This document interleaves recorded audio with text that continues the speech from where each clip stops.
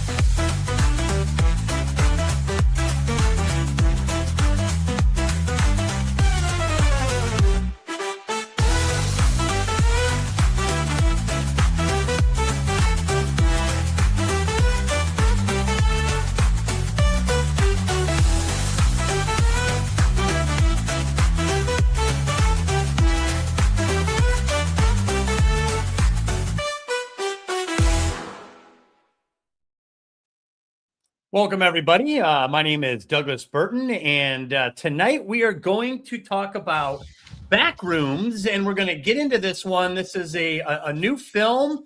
It's made by a YouTuber, which is a trend. We'll talk about that. We'll talk about the genre of this film and liminal horror and what that means, and we're going to unpack this. And then, of course, we're going to get into the film itself and kind of discuss what we think it meant, where it went right, where it went wrong, if it did at all, and kind of see where the opinions are at on this one. So joining me today is like we said backstage, it's like getting the band back together. It's like here. We've got James Bacon. Hello. And Sable Pheonix, kind of the crew from the Table Talk days with Heath Robinson, who is still very active on YouTube.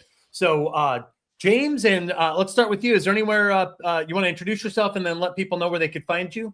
Yeah, sure. I'm James Bacon. I don't know. I guess general internet ne'er-do-well, I think, is how I usually introduce myself. You can find me on my YouTube channel, Better with Bacon, though I have not made anything in months. I think it's been like 3 months, though. I am working on a topical video regarding tabletop role-playing games and story and how everybody's wrong.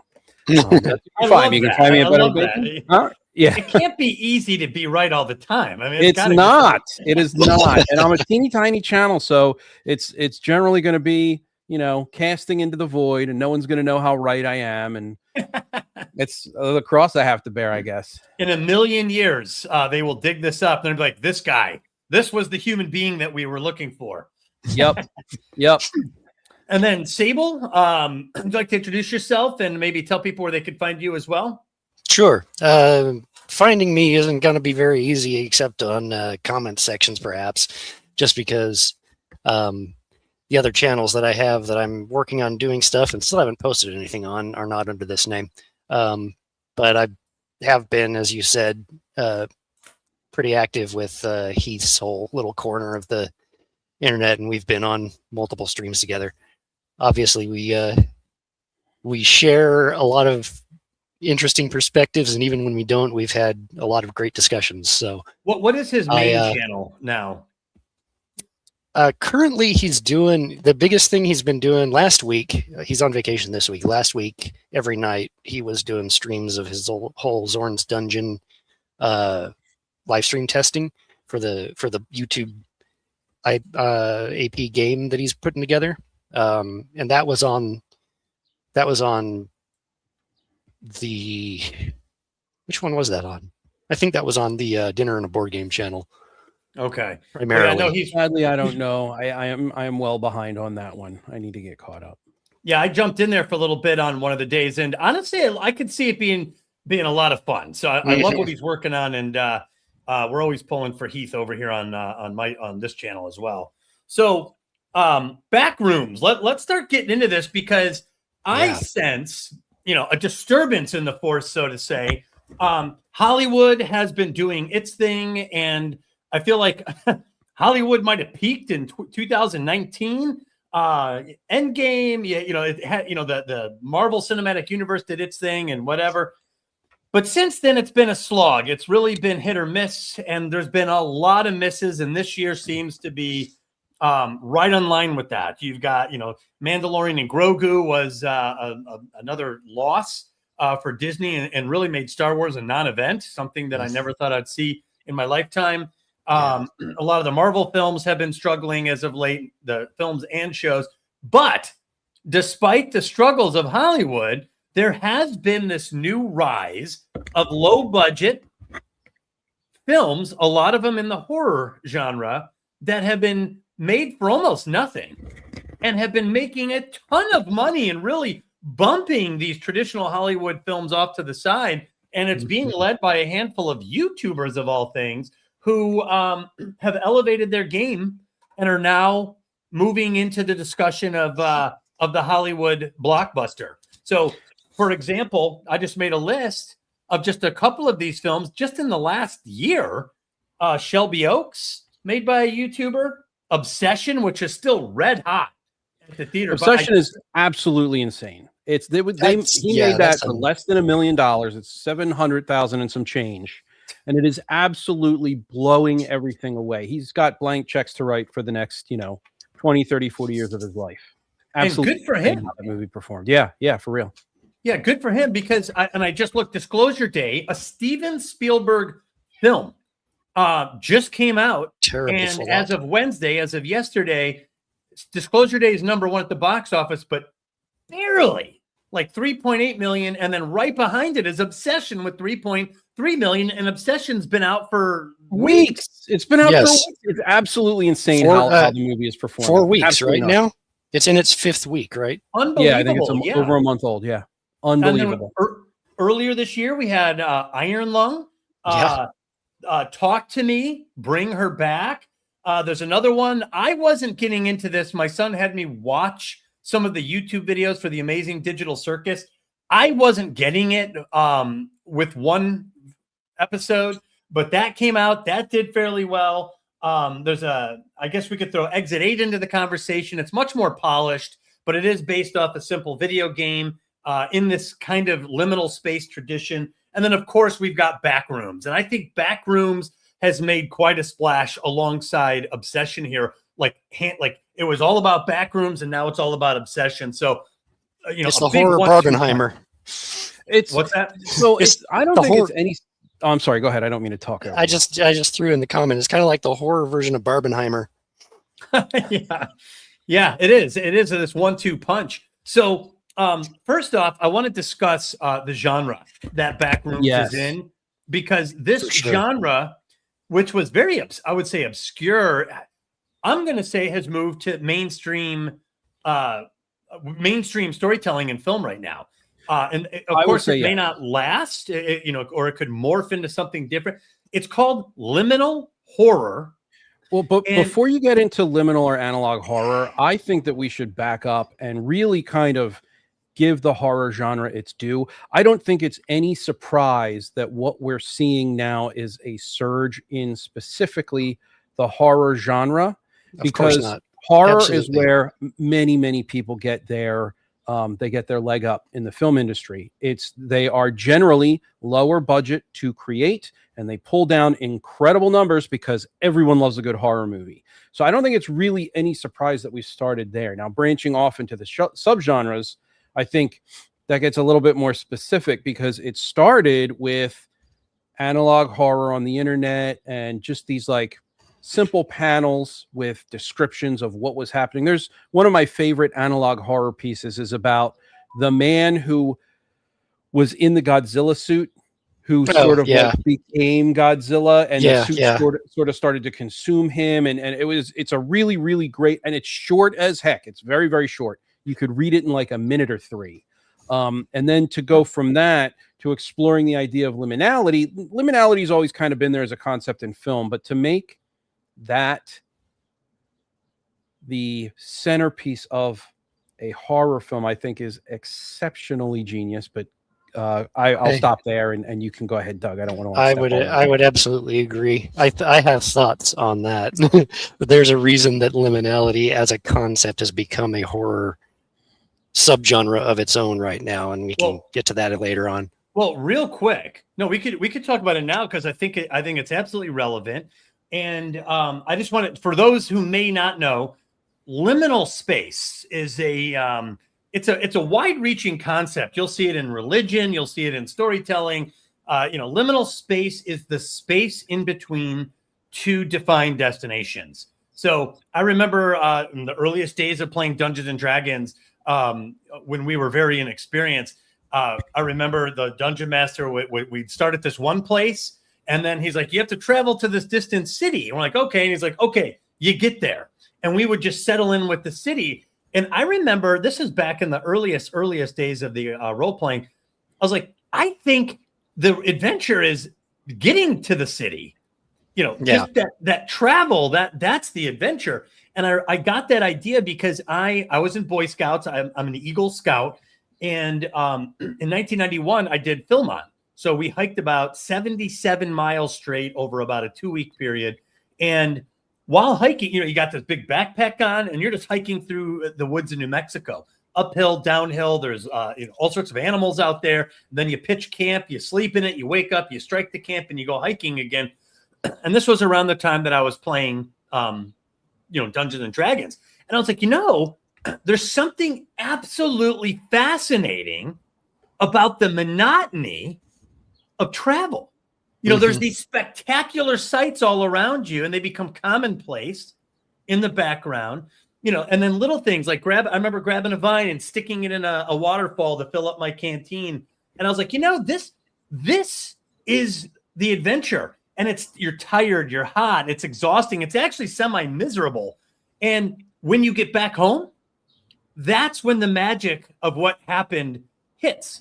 When all of that, extreme environmental experience is gone and you're back in a comfortable, familiar place, you're like, wow, I was doing what?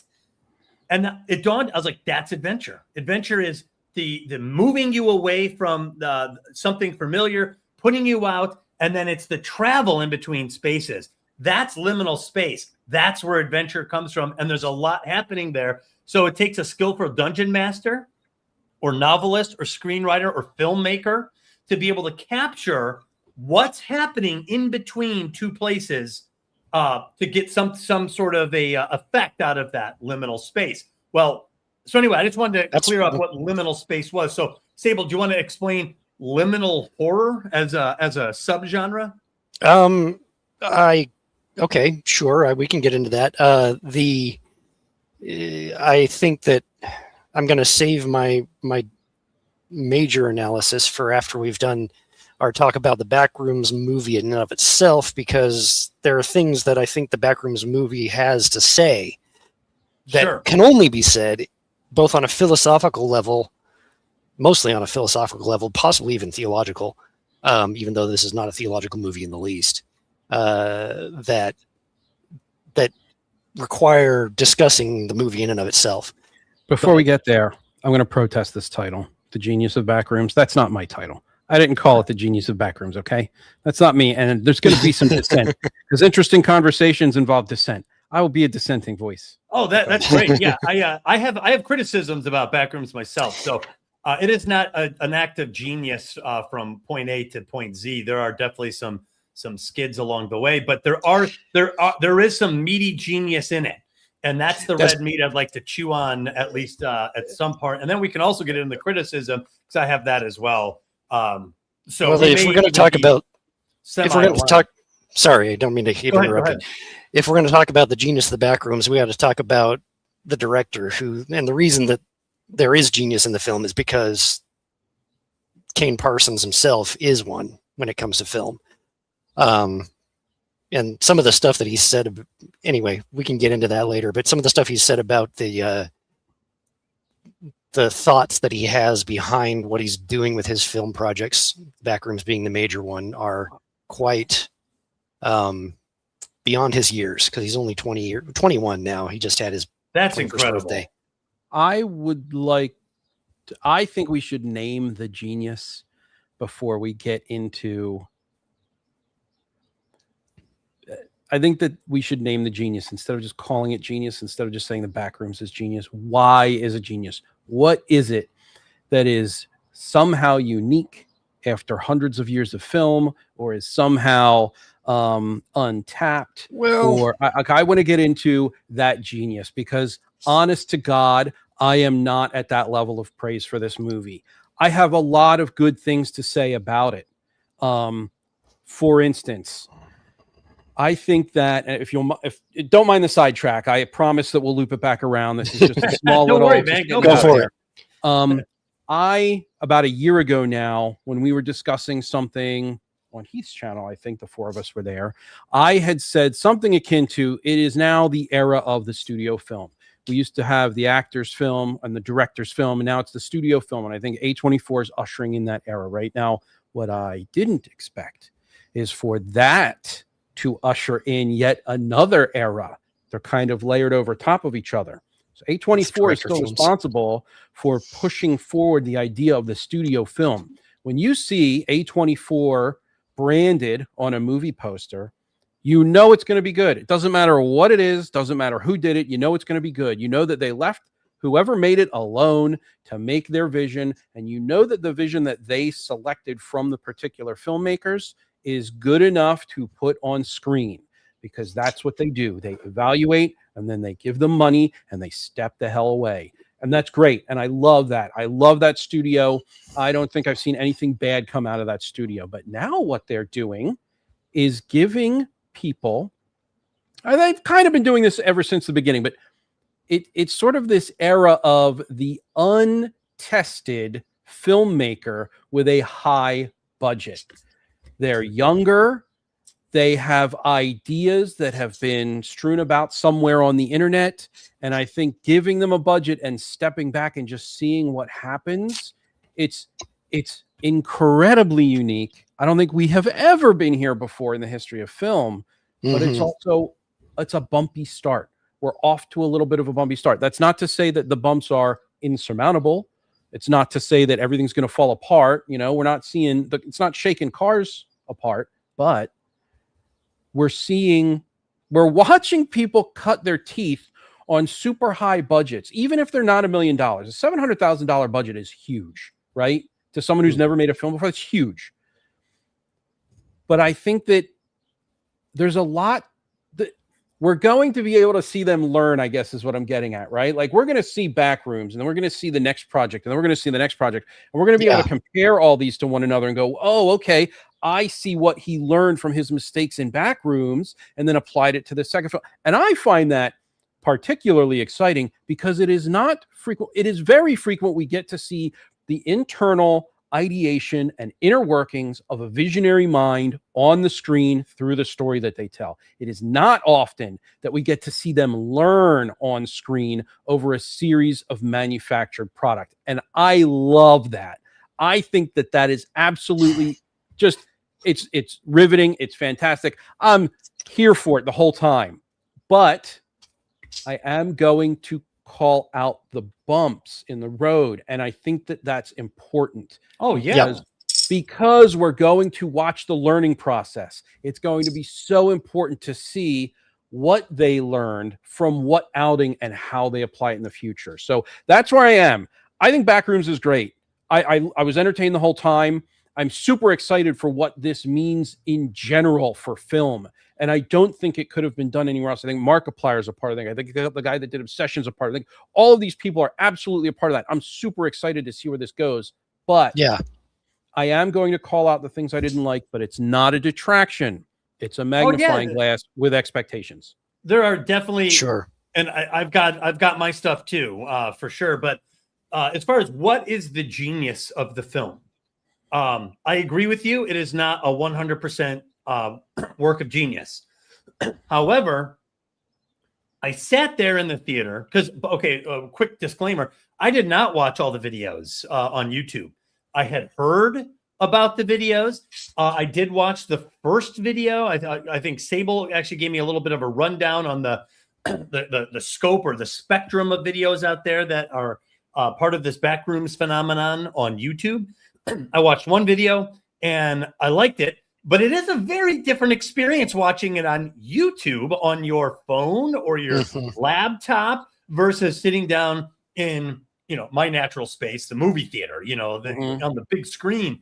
So I got it. I understood that there was something alluring about it, but I definitely got a better effect for me at the theater with the part that I think the genius comes from. So the genius for me comes from these bland, open, often illogical spaces that are very tangible. They feel familiar. You're standing in a big vacant room. There's a hallway over there. There's a hallway over there. There's a balcony. Wait, but the balcony, that you can't stand on that balcony. It doesn't make any sense. And then this goes up into the wall. So your mind is automatically assessing the space that you're in. And I think it's a primal thing, which is part of horror. It activates the primal part of your mind. So you're taking stock of this room and it's not right. It's not right. And that is disturbing. And it's a bizarre kind of disturbing feeling because it doesn't get satisfied. It doesn't get resolved. In fact, the further into the back rooms you get, the more it seems to get exacerbated. This isn't resolving. It makes less sense. There are things coming in half. There's a pair of slippers, half in the floor, half out of the floor, and the carpet is cut around it. It's like, what? So so I was waiting for myself to get bored with this. I was like, okay, I get it. And then they did it again, and then they did it again. This never once got boring to me. Right. And it became almost addictive for me to search the next room to soak in the illogicalness, the architectural impossible design. I'm an appraiser. We call it functional obsolescence. You would never design a room or a house like this. So the entire place is functionally obsolescent, and yet there it is. The lights are on. It's empty. And there's something weird that hits you when you're in an empty room that you're wondering, am I alone? Hello? Hello? And then you think you hear something, and then you hear like the slight little wiggle and strain from the microphone and the handheld camera. It's very immersive, and it just never quite got old for me. It kept me completely engaged. In fact, the second they moved away from it, I sat back and I was like, okay, we're doing movie stuff real quick. And I had to wait that part out. Yes, I completely agree with you on that. I think that there is what a diverse array of film styles contained in a single viewing.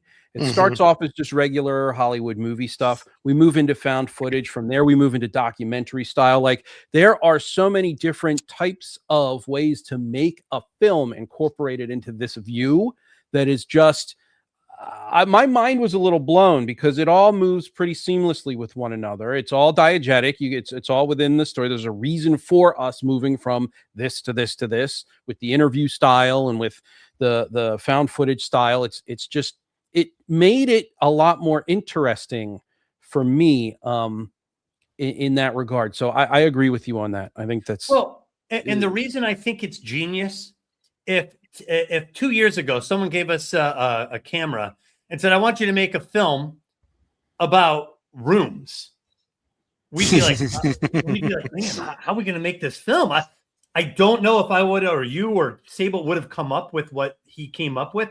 And the fact that he came up with it, and again, not just conceptually, he made it. He spent time designing these rooms and everything for these YouTube videos.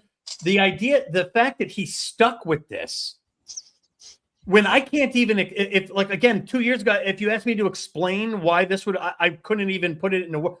So he saw something and he put it on the film. And I think we've all been role players at different times. There's an old school dungeon crawl type of allure, which, let's be honest, that kept us on the hook for hours at a time. And when we were younger, playing some of these role playing games, or even today. So there's something there.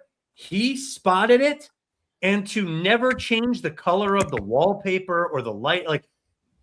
To me, that is a genius call, because there's something there that he saw that I didn't, or you didn't, that we didn't, that filmmakers had never really seen before, and he just did it. I think that's a very go ahead, you first. I've been talking a lot.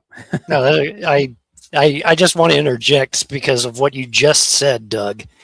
That one of the again, I know of Kane Parsons' work, so I will struggle, and I have been trying to divorce myself from what I know of what he's done before this, because he's actually not a rookie director. This is his first theater release, but he's been making short films, even up to as much as 45 minutes long, so pretty decent length short films, since he's been 16 years old. Actually before that, but that's when he really first started putting stuff onto YouTube, right? So and filmmaker, but I think Bacon was talking about the studio budget. Right, exactly. So he comes to this with a level of experience that a typical, like maybe first-time film director right out of film school, say, doesn't actually have. And that's really kind of what sets apart this new crop of these directors that are coming out with these really big successes, but the big studio budget at the same time for their quote-unquote first film. A lot of these people are starting on YouTube where they've been doing it for years. That's why Markiplier was successful. That's why Kane Parsons is successful, and so on. But specifically with Kane, he's very, very interested in how the brain works.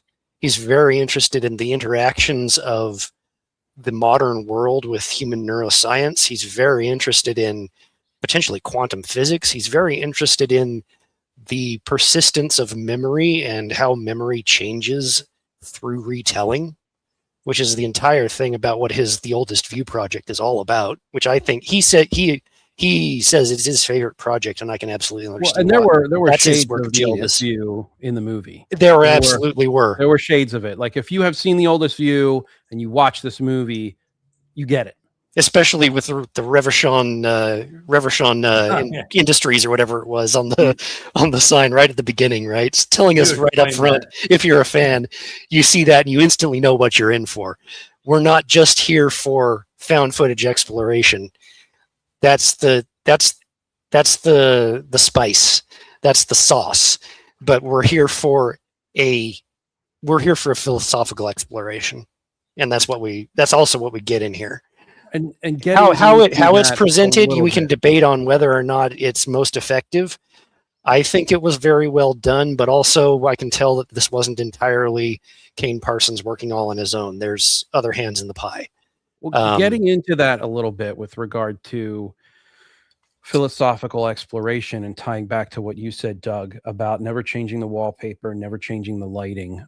That is, first of all, going from the back rooms and having to take that, which is very much it's a liminal analog horror piece without rhyme or reason, without explanation. It's here. I'm presenting this to elicit a specific confused response in my viewers. I'm going to defy convention. I'm going to defy logic. I'm going to defy normality in order to present this to a viewership that's going to have a lot of questions. That's the goal, to take that and then go, now I have to make a story out of it because I got 2.5 hours in a movie and that's what I'm being paid for. Completely different. But to be able to take that and say, okay, well, what does this mean?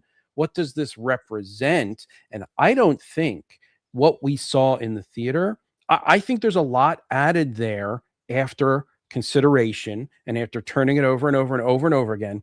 I think that it's easy in Blender to do a standard light source, to do a standard color on your wallpapers, and boom, that's it. That's all you need because you're not really there for the detail. But then you take that lack of detail and you say, well, this is how someone might, and we're kind of, I guess, going to get into spoilers a little bit here. It'll be very light and I'm not going too heavy into anything, but to then take that and go, well, this is how I remembered the light. This is how I remembered the wallpaper color. And that is literally every wallpaper and every light source in any given section of the back rooms, I think is a very well-reasoned, deliberate filmmaking choice, and I think it really works well. Then on top of that, all the sets are practical. All the sets are practical, which is incredible. but yes, most, and it's interesting.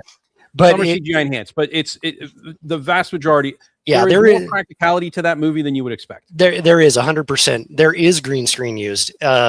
Ironically enough, for most of the real world is where most of the green screen was employed, because they were filming in Vancouver and they had to make it look like Santa Monica, right? So, but. So like we've got the back rooms, but how are we going to do an office building? Well, how are we do a normal set? No, how are we going to do an outside sky? Which we'll talk about that too. Some of the choices on that. Some of the places that looked the most fake were done that way on purpose, because they were putting the sky in there to look like a liminal, an artificiality. Exactly. So yes, both of you guys are what you're saying. I 100% agree with those. I will say too that going back to originally what took us down this whole tangent, when you mentioned something about exploration, Doug, and how the journey is the adventure, which is something that actually Eastern storytelling has known forever. You look at Eastern storytelling and they all seem kind of very meandering in a lot of ways to Western audiences, but that's because they realize that the journey is the point in most of their storytelling. But in this case, going back to what I was talking about with Kane Parsons and his fascination with human neuroscience and memory and our perception of reality, essentially, is what he's really interested in. And our perception, our relationship with time and all sorts of stuff like this. He, in one of his interviews, while he was making the Backrooms, they didn't release until after the film came out, he went on, and I wish I'd been able to like transcribe it or something. He went on a whole thing about how there's this kind of innate human need to find out what's around that next corner. And that one of the reasons the Backrooms is so fascinating is because it's literally that. It's just the next corner. It's just the next corner. What's the next corner? He says, it doesn't matter whether it's an open ocean, you got to see what's across it. There's a corner, you got to see what's around it. He says, the reason the concept works is not because it has any kind of inherent value or danger in and of itself. The Backrooms are dangerous, but only because they're trackless and you can't and they're unknown, right? And they're infinite, so they're unquantifiable. Yes, there are things in there because it's also taking the interactions with humans once the humans get in there, and we can get into that too. And it's starting to manifest things from human psyche rather than human experience. And that gets dangerous, but inherently there's no value. It's just essentially a new field of science, a new field of technology. It has no inimical nature in and of itself. It's just, we make it dangerous because of our rush to find out. And they even say that at the end of the film, where he's like, I've spent every night for years, just like Clark did when he first found it. Mark Duplass' character is like, I've spent every night for years trying to find out what's in there because it's the most important thing we've ever found, right? It's just very interesting. Well, you've just brought up my biggest issue with the film, is that it says a lot that it just doesn't need to say. Trust me, I am a film viewer. I know what I'm watching. And as long as you have communicated your ideas visually in the deliberate way you intended, I bet you I can figure it out. And I think there's one element in the entire film that does that effectively. And the rest of it is just too much exposition. It's too much people telling me things that I could figure out on my own. Yeah. And it didn't need the storyline. I don't. Maybe I'll play devil's advocate in this conversation then, because sure. I originally, and on some level still do, agree with that, because everyone recognizes that the found footage sections, which are all purely Kane Parsons, those are all the strongest parts of the film. And the vast majority of reviews, I've seen less than a handful of people who said the film could have used a shaving of about 15 minutes or whatever. Almost everybody I've seen talking about the film says, I wish it was longer. because we want more of that. What's around the next corner, right? I don't know if I have a reaction in one direction or the other there, but it's like, I get that we are experiencing Clark's obsession. I get that we are experiencing his psyche. I get that we are experiencing that's the that he's thing. encountered. I get that we are experiencing, like, I get all of that. I do not need the voiceover of his therapist, literally the voiceover of his therapist telling me, oh, well, I just don't need any of that. I think that they could have had their interactions in the office. I could have understood, okay, he is troubled. He is seeking help. There is some sort of mental block or issue that he's trying to get past, and then put me in the back rooms. I didn't need the voiceover. I didn't really even need her in there at the end getting all of his own exposition. Like, I got it. I got it. We'll get And into then- that. Okay. That's my Okay. largest- Here's that's my where largest complaint. this becomes the key of any place I'm going to have to push back. And this goes for pretty much every, if not every single review I've seen of the film. And I mentioned it briefly to Doug the second time we saw the film together. The film pulls a bait and switch, and it does it very, very well, so well that almost nobody has picked up on it. Number one, who's the main? I know what you're going to say, but yes, it does produce the bait and switch in a very effective way. And I'll let you explain. I'm not going to steal your thunder. What do you think the bait and switch is? Let me ask you that. It's the doctor being Yes. in his psyche. Like, I get it. I get that all, but I didn't need the exposition to get it. So No. Well, okay. Go ahead. So I get it. She's getting lost in his psyche. And there's a analog between them sitting in the office and speaking back and forth to one another. There and is actually experiencing what's in his mind. I Okay. got all that. I got it all, and I didn't need any of the exposition. Or I'll say I didn't need all of the exposition. Now, I will admit quite haughtily that I am probably not your typical general audience viewer. I know movies. I know storytelling. I did it for years when I lived in Hollywood. Like, I still do it a little bit now with other personal projects, but like I am adept enough. I'm a smart enough audience member to be able to pick these things out. And they were communicated extremely well visually, which is why I'm so frustrated with the exposition, because it really was not necessary. And I think the place in the film that it worked the best was when he was having the conversation over the dinner table with his therapist. And he was saying about how, he was talking about being exhausted and tired. He doesn't know if he's ready to go. She says, well, then you don't have to go. And he says, oh, I don't have to go. He calms down. He becomes safe, or he feels safe. And then the monster enters, and he tells the monster that he doesn't have to leave. And that's when it eats him alive. Doesn't have to change. Yeah. That's when it eats him alive, because that decision that he made to stay locked in his own psyche in that way annihilated him. I got all of it. And I think that scene in the film is so well handled because of the lack of exposition. You can get it just from watching the movie. Maybe hopefully I can change it. I don't think anything you're saying is wrong, except for one thing. The bait and switch that you just said isn't the actual bait and switch that I'm referring to. Okay. Well, there are actually two bait and switches. So you're saying Clark's the main character, yeah? The protagonist. I'm saying that we're following Clark through his psyche. I think that that's not. I think it's ensemble. That's ensemble.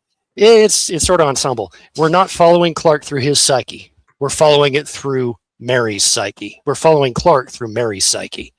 How do I know this? Number one, who's the only character that we get actual visual flashbacks for? Her. Yeah. Who's the first character we see in the film? Oh, I don't know. It's been a while. It's her. Hers is the first face we actually see in the film.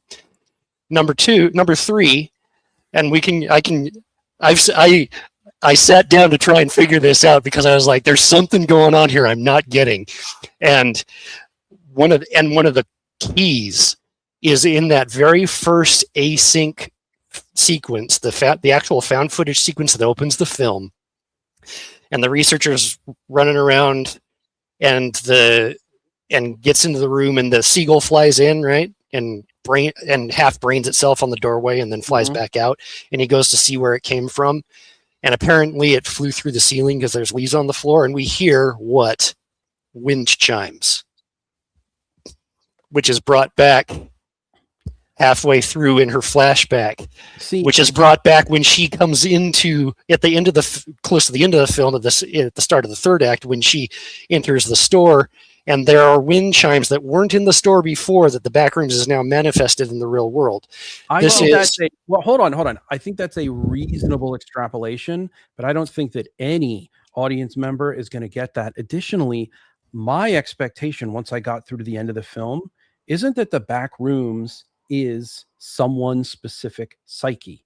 It is that it is a space that manifests the psyche 100%. of those who enter. And so that's 100% my correct. Backrooms, James Bacon's Backrooms, are going to be wildly different from Clark's Backrooms, or Doug Burton's Backrooms, or Sable Pheonix's Backrooms. And I don't think that that necessarily repositions the film around a protagonist. I just think that it's a clue into the fact that the Backrooms will manifest what it manifests based on contact. That's all. It 100% will, and I'm not saying.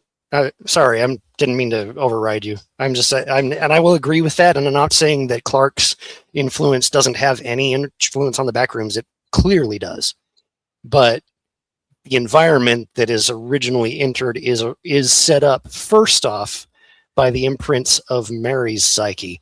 And then Clark comes in and starts changing it himself. And Mary's the last person we see in the Backrooms at the end as well. No, I have a different take. Structurally, you're correct. So structurally, you're correct. You could say she's the opening character. You can hear the wind chimes. It ends with her. And that's why she's always doing the voiceovers as well, describing what's happening. Here's my point, though.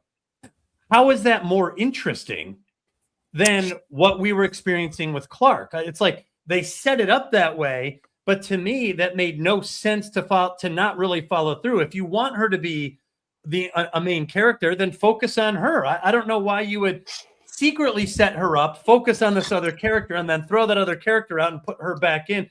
I don't think that was an effective choice, and I think the audience was. So I think the audience was misled. I think you're right that the fingerprints are there, but my point is that even if the fingerprints are there, that doesn't necessarily mean that it works, that it worked. I think it was more. I think it was more interesting when we were following Clark. You know, he's the one. So, for example, Clark's like, I left my wife. You know, I came home. You could tell. So, like Bacon said, you don't need to be. He was obviously an alcoholic. He spent too much time at home. He definitely felt some resentment and animosity toward his wife, who then left him. So, as a viewer, that is me getting into Clark, whether I agree with him or not. I am feeling some empathy toward him, even if I'm like, oh, this guy is a mess. I'm still empathetic. I mean, hell, in Godfather, you empathize with gangsters who are murdering people in the street. So why have me get invested in Clark if you're going to tell it this way, and then swap out Clark later? That to me was a very bizarre choice. And in my opinion, I don't think that it worked. I think that if they had stuck with Clark, it would have been more interesting. And I definitely didn't need the explanations at the end that they almost like rushed to explain. Yep. Sure did. I was like, if they would have just escaped or barely escaped or gotten lost and then they ended the movie, I would have been like, whoa. I would have loved it. I didn't need anything. I agree. If they would have kept the space liminal and just had it end, just run us off a cliff. Just everyone stuck in the back room. No one got out. That would have been a great ending. I don't like speculating on what my ending could have been or how you know what I mean? Like, I agree with you though. I think that would have been fantastic if they just ran us off a cliff. But to add to what you're saying, when we get into the back rooms, it is like, we understand Clark. Clark has been doing most of the talking. We know how his life got him up to this point. We know that he is an architect. So We know the how fact he that says it is his life got us up to absolutely this bizarre. The fact that the backrooms are constructed in a bizarre way is an echo of the fact that he's an architect. The fact that it looks like the dead end job that he absolutely hates and considers himself to be trapped in, traps him in the back room. Like, there are so many. I get that there are these details that point toward the therapist, but there are so many major road marks along the way, or landmarks along the way that communicate strongly that this is Clark's psyche, are absolutely unignorable. And I think that if you focus on the details to lose that, you're just, I think you're way too in the weeds. Well, and that's even my personal view. I'm not it's saying not that your perspective is wrong. I'm just saying that there's more to consider than just those details, like than just the wind chimes or just the seagulls. Because man, oh man, do they paint a broad brush with Clark's psyche? Well, and he's of course walking they do. around in there. He's the one who invites these young kids in there with him, and that goes wrong. And you're like, oh my God, what are you like? I'm empathizing with Clark because it's like, I'm a guilty accomplice at now. Watch it as a viewer. I'm like, oh my God, we just killed this guy. So you're still with Clark, and then he's like, hey, there's a pool, and then he finds the backpack. So you're literally with Clark. So the fact that the filmmaker's like, oh, by the way, remember I rang this bell here, and it's this therapist, and I rang the bell. The therapist is secretly involved. I'm like, I don't care about any of that. I'm ready to explore this with Clark. Yeah, and there's also a real world application in the fact that he's the manager of a specific dead end job location who consumes kids. He's consuming them to get a leg up. He's trying to get out of what he views as his prison, and he's just dragging kids in and consuming them in an effort to get free. Like, that's a metaphor. It's an effective metaphor. We've all been there, and I think that, like, there's just too much meat on the bone for Clark to say that it's anything other than what we see, than what's being visually communicated. You're exactly 100% right, actually. And I think that is all the other bait and switch that people don't get about the film, because I have heard most people talking about it saying something along the lines of, oh, Clark's heel turn came out of nowhere, or Clark's, like, his character arc didn't make sense. And the point is, he doesn't have one. By the end of the film, he's the exact same person. Which is what consumes him. Exactly. Yes, I agree. So, and then the other thing too is you could make the argument that actually nobody did dig out of the back rooms, because when Mark Duplass's character Phil is talking with her, he says, "I've been down here every night," and then we keep going down, and we see the copy at the end of it. We see the copy of her in the back rooms. They're still in the back rooms despite the sky, the very artificial looking sky, just like was out in that little condominium area where Clark went to go and get Kat and her boyfriend to go along with him. Well, and then if you want to talk about like character development with the therapist, you said it starts with her. Yeah, they showed her watching a house being built. She puts the hand in there. That's pretty mild in terms of me connecting with her. It's just saying, remember childhood? It's like, okay. They don't really show. That's why, and that goes right into her voiceover describing loops and ingrained patterns of behavior, which then introduces Clark, showing him doing the ingrained patterns of behavior, going to his dead end job. I know, but what I'm saying brings it to her and him talking in the. But in terms of writing, like if I'm going to write, sure. And so let's pretend Clark doesn't even exist in this story. Let's just say Clark came into the movie as a client, sits down, she's going through the motions with him, and he gets up and he leaves. Let's say that's Clark's story. And I strip all that out, and I'm just focused on her. Her scene is watching someone put her hand in, as a kid there, and then they show her in like a party, almost like with a realtor or something, and someone's talking to her, and she's looking past that, and then she goes in and she takes some pills in like an armoire, and then cutting back and forth that's cutting back and forth with Clark as he's leaving drunk from his store to go see his wife. Right, but in my his wife's house. Point, I'm saying, imagine Clark being dumped out of this. Sure. I'm trying to introduce. Oh, I see what you're saying. Yeah, as if I'm trying to introduce the story through this therapist. What are they doing? All of her stuff is really in flashback, and that's a really bad way to try to tell too much of your story. If I'm like, here's the main character, flashback, flashback, flashback, and then in her flashback, it's the mother who's losing her mind. Her mother is crazy. So in the flashback, her mother's the most interesting person because her mother's the most dangerous, the most bizarre and disturbing character. So you've got this almost passive character in the therapist as a child. So I just don't think they did the same homework introducing her or giving her some complexity. Or as an adult, she has very few flaws.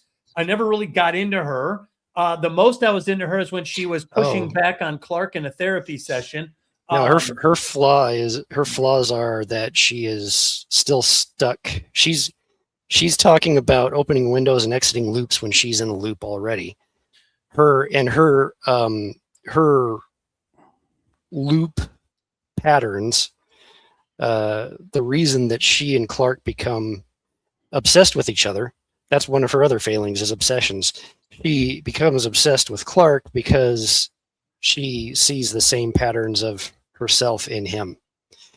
We don't have her like stalking him or anything like that, but like he's her star patient essentially. And the reason why is because they're bouncing off of each other in the exact same patterns of behavior. And that's why her realization coming out of the cycle is, I can't help you. I can't save anyone because this is where I am too. And that's why she gets out and he doesn't. Yeah, right? I agree with your assessment. I think you're exactly correct on her. But what I'm saying is, did she pop on the film? Did she work on the film the same way Clark did? No, and I will go on record as having said I hate flashbacks. I think that they are some of the most lazy writing that you can commit to a page. And typically, and this is a personal fault, sure, some people are okay with flashbacks. I'm not telling you not to be. Whenever I see a flashback on screen, immediately tune out. I don't care what's happening because this isn't the present. We're not pushing the story forward. You're showing me something that happened a while ago that doesn't even matter. And typically in a film or television series or whatever, you can cut all of the flashbacks out and affect nothing. And I think that's true here with the Backrooms. You can cut all of those flashbacks and it doesn't mean a damn thing. That I will. The same movie, and I just they're lazy. I don't care what happened years ago. I don't care what happened when she was a kid. I don't care that her mom's nuts. I don't care what happened to her home. I care about the Backrooms. That's what I came here to see. Show me the if you care about the Backrooms, you have to care about that stuff because the Backrooms are memory. They are dreams, disagree. and what we saw. No. They are 100%. I can care about memory, and I can care about thought, and I can care about how we remember things, and I can care about the human psyche without giving a crap for a poorly conceived flashback. I'm not talking about memory. I'm not talking about thought. I'm talking about flashbacks as a storytelling device. They are bad, and I do not like them. Okay. You can cut them all. You can cut them all. Then how would you propose? Because the quote unquote flashbacks in this film there are three, and they are a memory, a dream, and a delusion under hypoxia when she's choked out. Right, a sort of fusion of the two. How are you going to do those in a visual storytelling medium without making it look like a flashback? And they are critical to the way that the Backrooms is presented. They absolutely are not. No, they absolutely are not. They're superfluous. They don't need to be there. And I'll die on this hill. They do not need to be there. They don't influence the story at all. They have nothing to do with Clark. I don't care about them, and I think that they don't need to be there. Or they should have just focused on her from the beginning and just not made Clark the focus of the story. Because so I remember a long time ago when I was dating this other girl, and she had some issues, and I remember I went in to meet her therapist and everything, and her therapist started assigning me the same issues and it turns out that she's like, your girlfriend's an agoraphobic. She's like, I think you're an agoraphobic. And within 20 minutes or so of talking to her, I found out she was an agoraphobic. So I was like, you're crazy. I'm like, you're the crazy You're one. projecting. Like, you're the one Yes. that everyone has this. So there was this element. I think that's a compelling element to this therapist. I think that could have really been made I think that could have been made to work.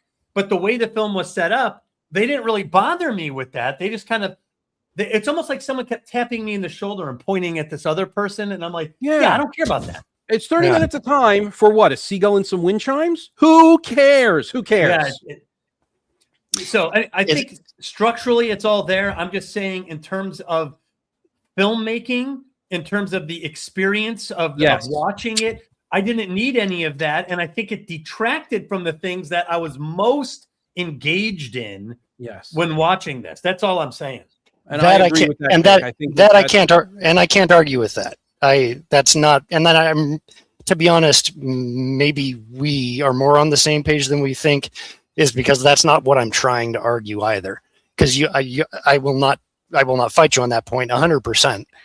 Well, you're making more engaging stuff. There is another frequency at work. There is 100% another. There are multiple layers to the film. I agree with you there. I agree there are multiple layers. But and I said all the way back at the beginning, 55 some minutes ago, I said I like the film. I really like the direction that the industry is going. I like that this film and this director are kind of ushering us there. I like the film. I'm going to buy it when it comes out on DVD and Blu-ray. But I think that there are lessons to be learned, and that's where I'm coming from. So I am being vehement. I'm being opinionated, but it's because I want to see how this guy evolves over time. And I think that calling out the specific issues I have with the film are going to help me do that.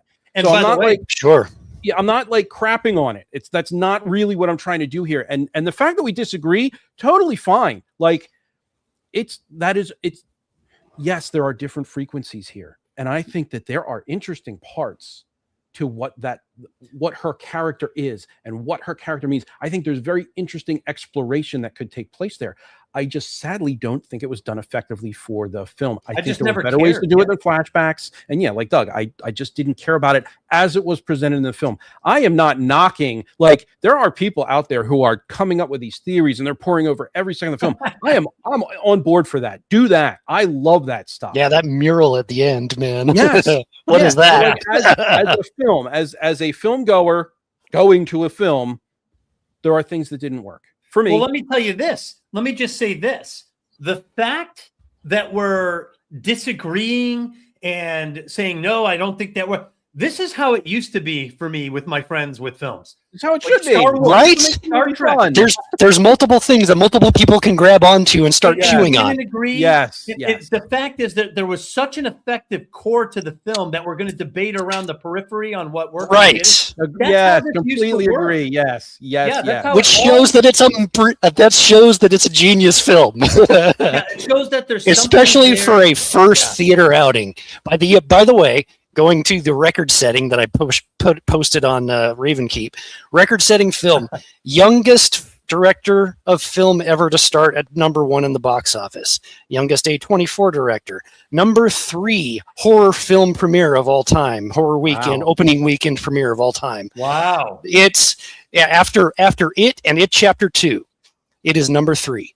Well, you know what? It's almost a changing of the guards, or perhaps at the moment. Because at the same time that this was out, you have The Mandalorian and Grogu came out, and that's Star Wars. I mean, that is like Apex franchise, or it used to be, right?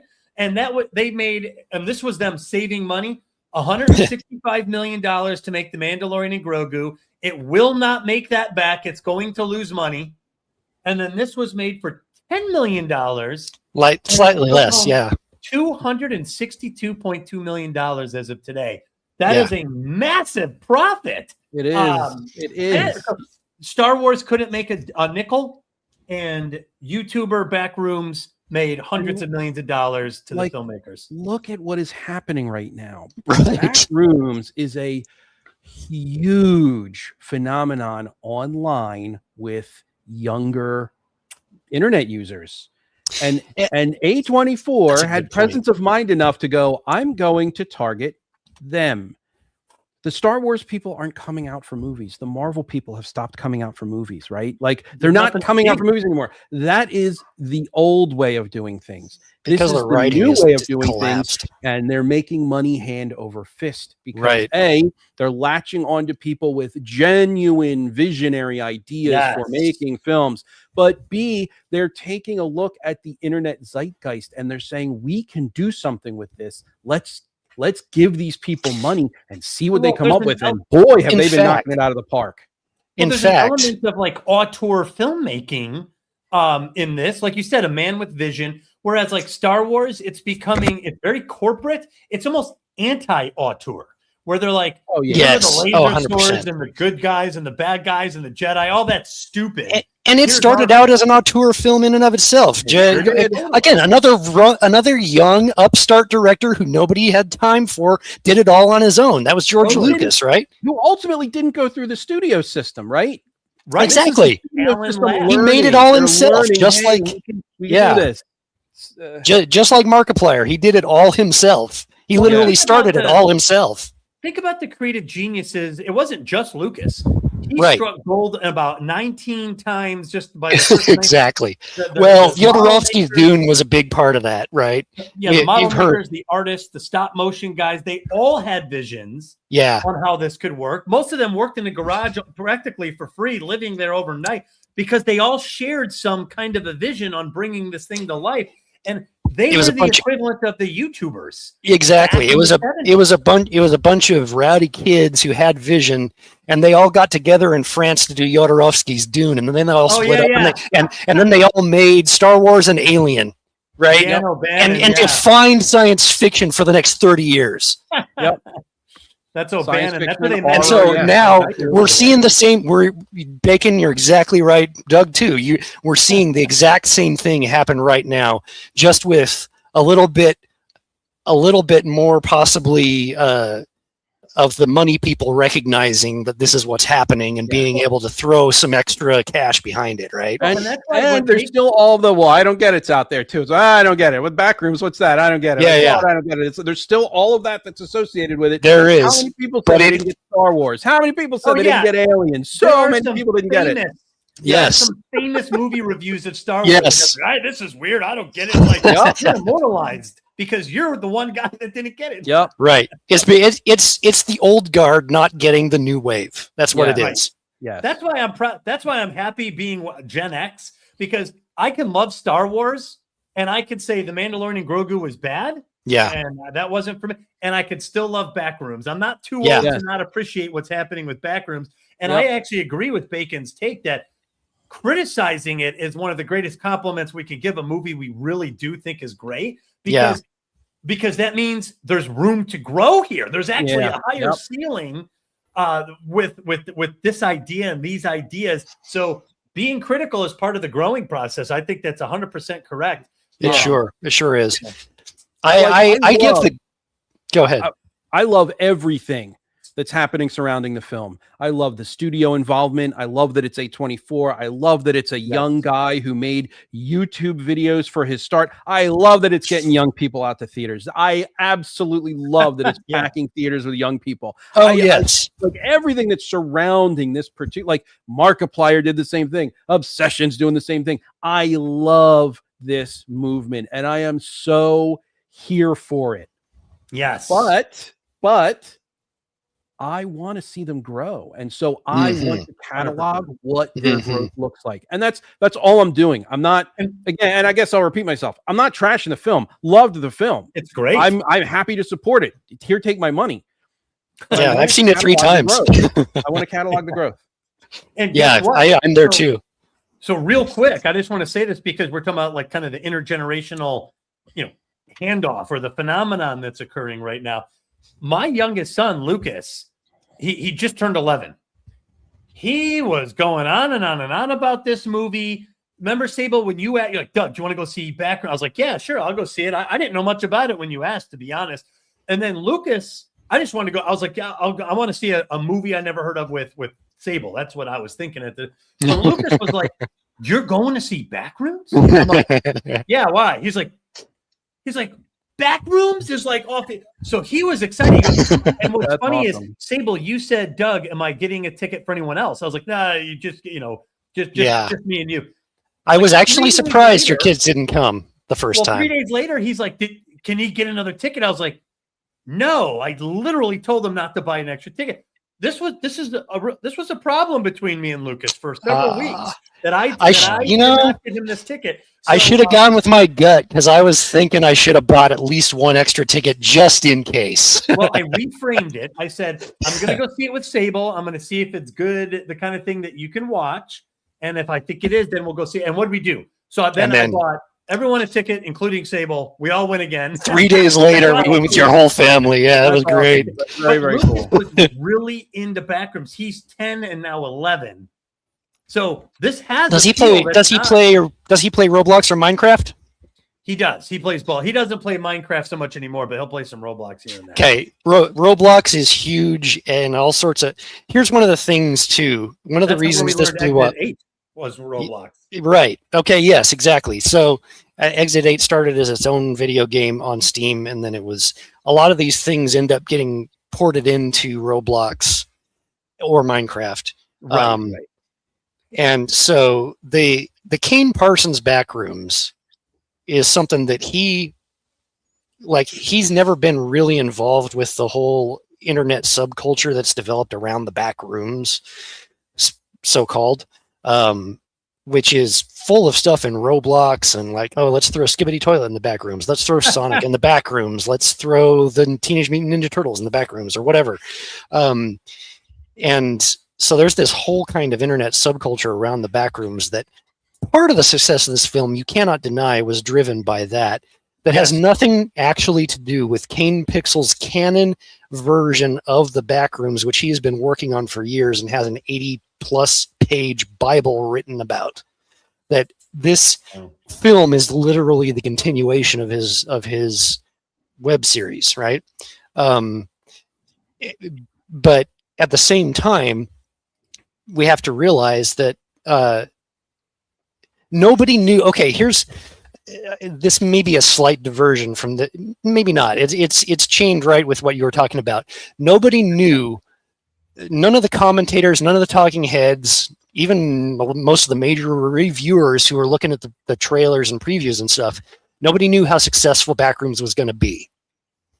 But I called it because I have followed Kane Parsons' stuff for a while.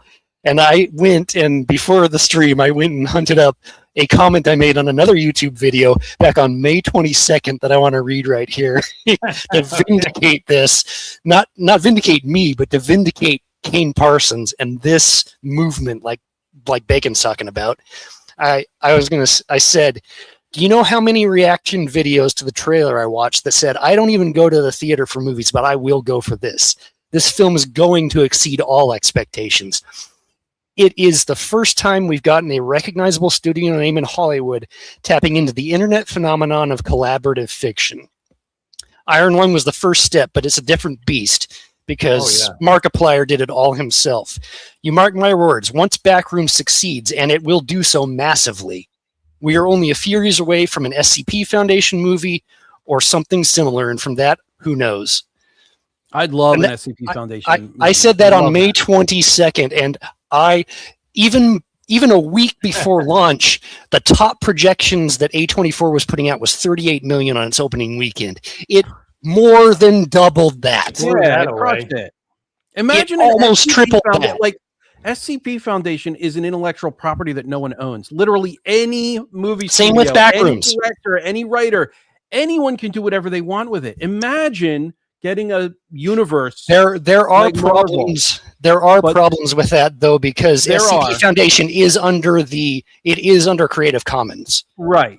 So there are legalities that are worse than Backrooms. I think it's a share and share alike license. So whatever you put into it, everyone else can share. Exactly. But at the same time, yeah. Who cares if you're making hundreds of millions of dollars on your movie? So what? Someone else can use the things that you put in your movie. Yeah. You just made your money. Who cares? Like, I think that being the answer to things like Disney buying up Star Wars, buying up Marvel, locking up all of our stories, locking up. I think that is such an incredible idea. Will it ever happen? I don't know, but I'm excited to see where we go from here. Yes. Well, it seems like studios might start taking some chances on, why not risk 10 million or 1 million on this guy's movie rather than 200 million on Supergirl?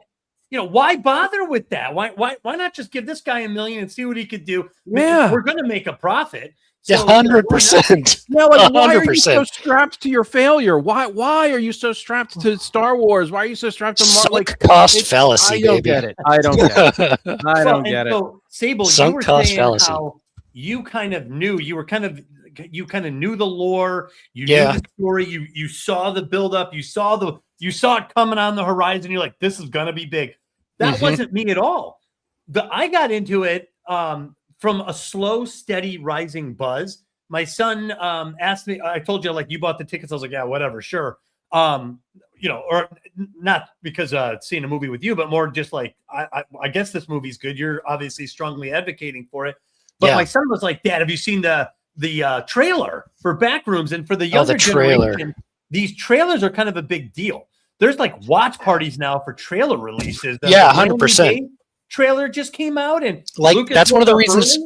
If you remember Dune, the Villeneuve's Dune, right? That was one of the reasons that movie blew up, because the trailer was so good that everybody saw it and was similar to this. I knew Dune was going to be a success as soon as I saw the reactions to the trailer, because everyone was like, "Oh, that looks cool." That's like that people were thinking it might end up being, and it's not going to be, but they were thinking at the time maybe it might end up being this generation's Lord of the Rings, right? Because not quite. Not quite, but and it's a little too artsy and it's a little too unfaithful to the source material and various other reasons. And it's also very much more philosophical and than in a different way than And modern just to be a little quippy, the Lord of the Rings is every generation's Lord of the Rings. Yeah. It's Oh, not no, going that's anywhere. 100% true. It stands apart for a reason. It absolutely stands apart for a reason.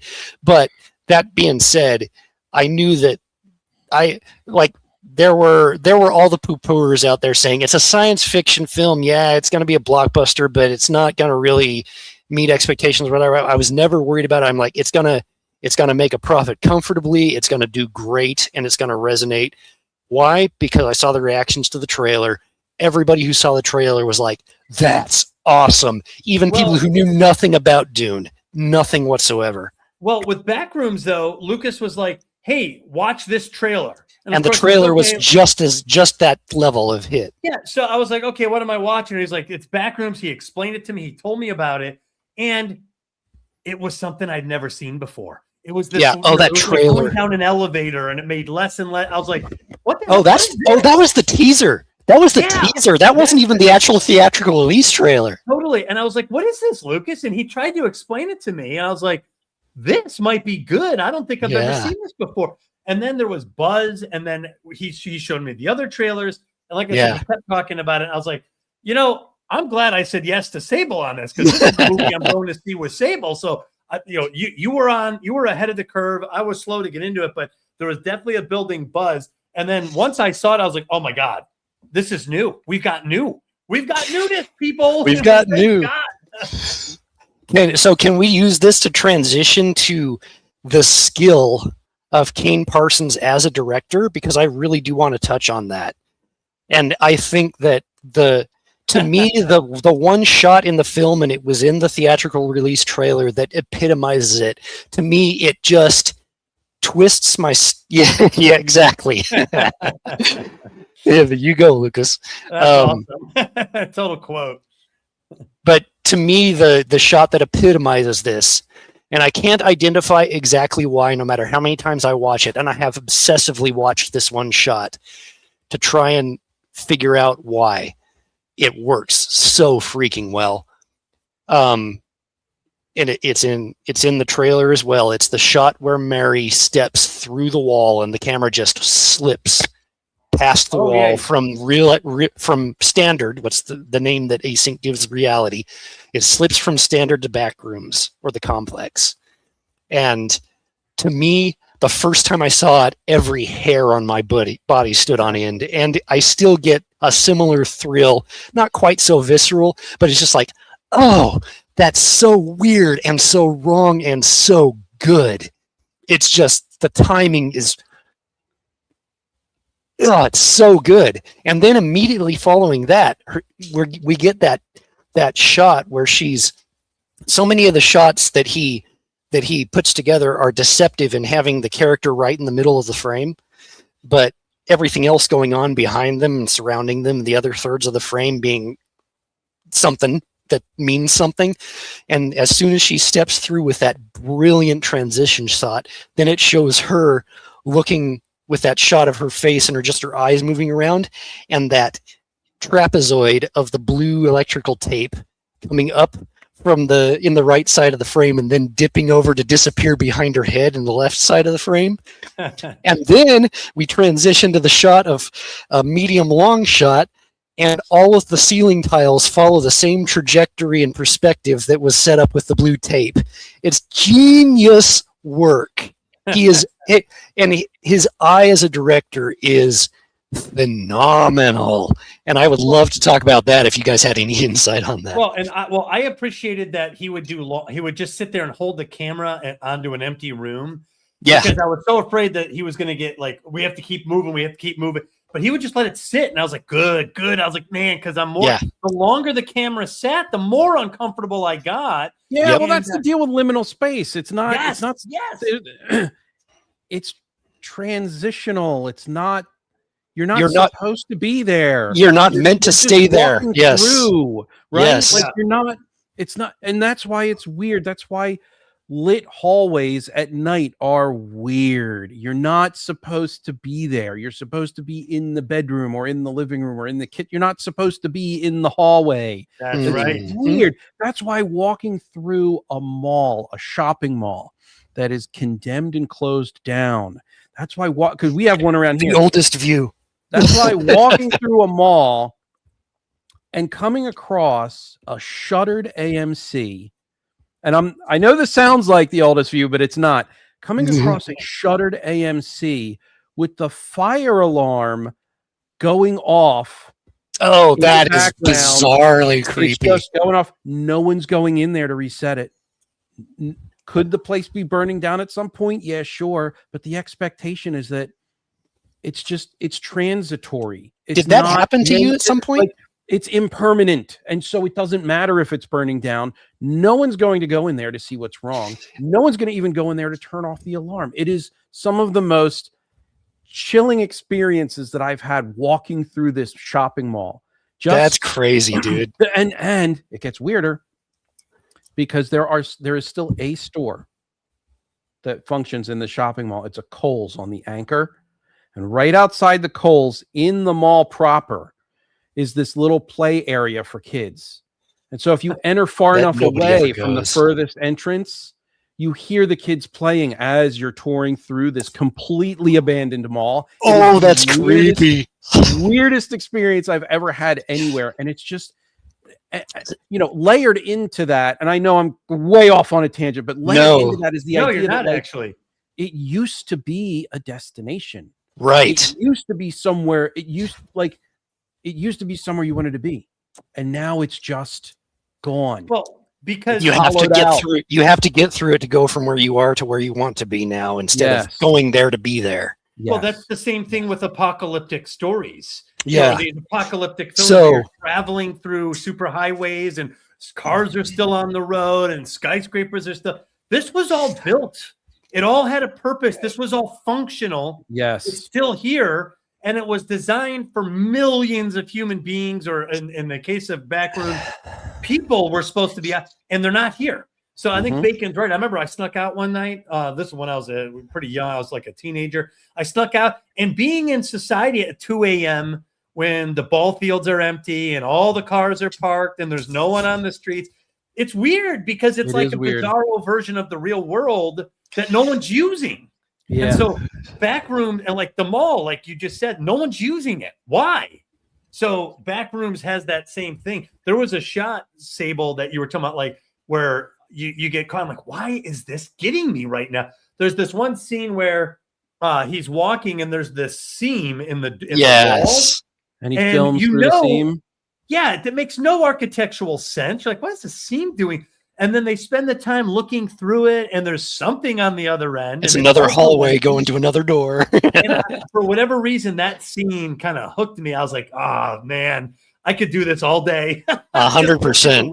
That shot is a direct reference to his original found footage #1 from the Backrooms series on the web. Because really? The main character, the guy who gets sucked into the Backrooms in found footage #1, does the exact same thing, and the hallway that he sees on the other side is even longer. It looks like something in a parking garage, and it just goes on and on and on and on until it turns. It's almost like looking down a hall of mirrors, right? So it's a similar idea. There's the idea of there's a crack in the middle of the building that shouldn't be there. What's on the other side? It makes no sense. Way more building. Yeah. And okay, so here's something. Going back to what you started our entire stream with, Doug. Yeah. Why is liminal horror a thing?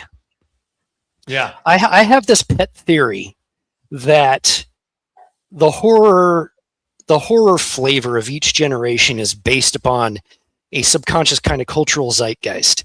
So if you remember back in the 80s, right, to early 90s, horror was what? Sexy vampires. That was your horror flavor du jour. Then we got into what? Zombie horror. So what is sexy vampires? Well, we just come out of the sexual revolution, and we're seeing the breakdown of traditional male-female relations and all sorts of other kind of cultural upheaval. And so you have these immortal, primarily masculine, or at least predatory forms kind of navigating through this new world and consigned to the night. They can't interact with it in any meaningful way, and they are literally sucking the blood of it to stay alive. Which is like the idea of the elites like feeding off the masses, sort of, so to speak, right? The unaware masses, the sheeple, if you will. Then you got zombie horror, which is the mass, the just consumerism in the kind of 90s to 2000s era. Just consume. We're going to just devour the world around us. And then it's zombie apocalypse or just apocalyptic fiction. Okay, the world's just going to outright end. You know, Our consumerism is going to literally destroy us, and now we have to figure out how to survive in this wasteland. Now, what have we got? Liminal horror is the upcoming subgenre of horror. Why? Places designed for people that are not being used anymore. What's the actual existential crisis, if you want to call it that, facing current generations? Population collapse. Population collapse. Demographically, every generation since not quite the boomers, but Gen X, really. Every generation since Gen X has been half the size of the previous, approximately. Well, millennials outdid Gen X. So Gen X briefly. Between the baby boomers and millennials were actually bigger. That's true. The silent, okay. So since the millennials, you're right. But since the millennials, it is a continuous downward trend, and the procreation of the human species, the fertility of the human species is dropping off a cliff. We are going to enter this world in another generation at maybe 2 at the max, where half of the structures that we have built around us are not being used because they're just not people form anymore. Honestly, that seems to me just a little too distant of a fear. I think that it's included, but if I'm going for that imminent zeitgeist, that fear of a generation, how often do you hear concerns about not being able to buy homes, not being able to earn enough money? Mm-hmm. People, there is no destination. It's about not stuck in a liminal space. It's that, and also what is the film, the Backrooms film about? It's being alone. Well, at its core, but also even your main point, Sable, it's a reflection of the psychological state. Exactly. So if Bacon is being alone in a world that was built for people who aren't there now, it's just you. Well, or not even built for people that aren't there now. Not the built for directionlessness. you. Yeah, not built for like, you. Exactly. You don't That's have it. a destination. You are locked in this liminal reality. It was, yeah, and it you was have to something cope that with it. it was something that was built for, by this point, probably reasons you can't understand because that world exists no longer, Well, and the you're structure moving is your illogical. the structure now to you in your current world is illogical because you can't envision what it could possibly have been for. Yeah, exactly. So And I think horror is largely. I'll wait for Doug to come back in. Okay, so horror. I think you're muted, Doug. Horror is largely an attempt to cope, right? yes, It's an 1,000%. Yes. It's an attempt to look in the face your fear and try to overcome it. And I think that, I mean, liminal horror, it makes sense with an entire, I'll say, multi-generation class Yeah, of people at least who don't two, if have not a three. destination. Yeah, at least two, if not the last 3 generations, 100%. Well, and Yeah. here's the cool thing. I don't even think that the filmmaker or the visionary has to understand it all intellectually. I think No, because he's resonates. 21 years old. It's just he's his living it. world, right? He's living it, He's yeah. just putting his feelings and his thoughts about those feelings on the screen for us. Well, when he makes an empty hallway and there's these fluorescent lights and it just resonates, and then he just kept it going. So I think you're right about the idea of a cultural zeitgeist informing horror. I think Bacon's right too. It may not even be understood at the depth or the level that you're saying. It may just be an intuitive resonance. Yes. And it manifests itself in this weird, creepy way. And even us, we're not from that generation. I could sit down and I'm like, oh man, I don't know what's going on here. But it's unsettling. Yeah. Yeah, that's a combination of things. It's unsettling. It's fun to be scared. And if it can be fun to be scared while watching a movie, maybe it's not as big of an issue in my life as I thought it was. If it's fun, that's to true sit here too. for 2.5 hours and be scared of this thing that I am petrified of when I go home, right? Maybe it's not so bad. Maybe I can overcome that. Maybe there are some ways to help me deal with that.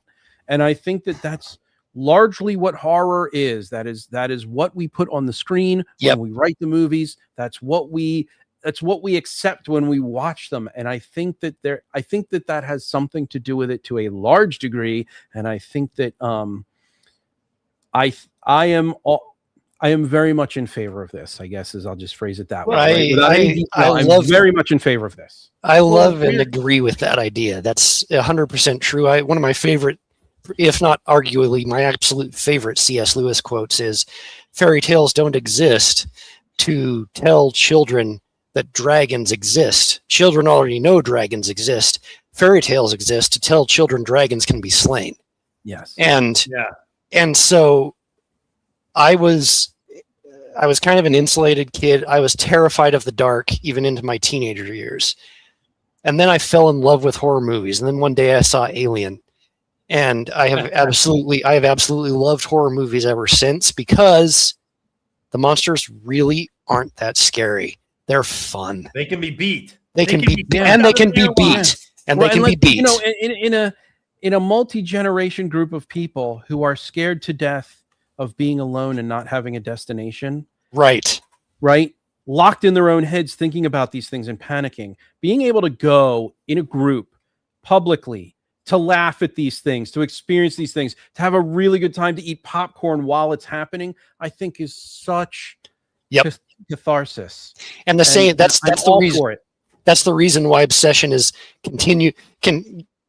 it continue? I don't know if it did. I know the first 3 weekends, every weekend it built and increased its box office take for 3 weekends. Oh, it's done a billion % what the budget was. It's crazy. Oh, I know that, but I'm just talking about it. It did something that nothing has done since E.T., which was for 3 subsequent weekends after release, it got bigger. It increased its box office take that weekend, and that's going again to that kind of that fundamental disconnect, that lack of communication, that feeling that the opposite sexes do not understand each other, and that core human relation of male to female is frayed and dissolution. frayed into dissolution, right? And that might be why, like, obviously, Obsession is a more sexual horror. It's a more primal horror. It's a more foundational horror, whereas Backrooms is very psychological, right?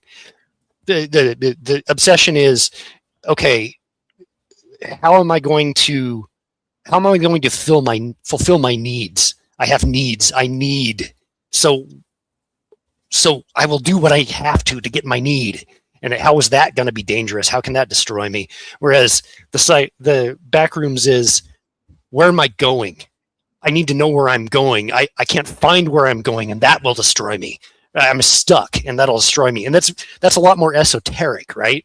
But there's also a lot more nuance and depth and layers, and you can peel the onion a lot longer on that than you can just, I need sex, or I need connection, I need belonging, right? That's so very foundational and primal and raw, whereas one's more conceptual and broad.